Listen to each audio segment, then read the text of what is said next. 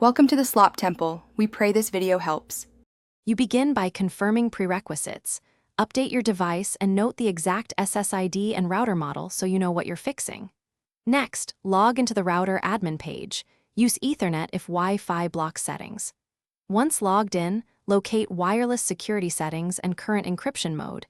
This is where privacy warnings originate. Make sure you have the Wi-Fi password handy and a backup connection method. By starting here, you reduce guesswork and avoid losing access mid-change. You now change the router's security to stop the privacy warning.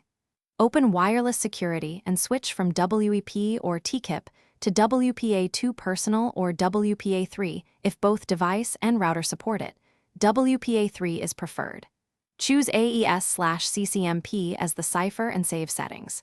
After saving, update the device Wi-Fi profile with the new encryption and password, then reboot router and device. Also, check for and apply router firmware updates. Once done, save a config backup so you can restore if needed. You finish by reconnecting each device to the updated network and confirming the privacy warning is gone. If a device can't connect, clear its saved network profile or reset network settings to force fresh authentication. This often fixes mismatched encryption records.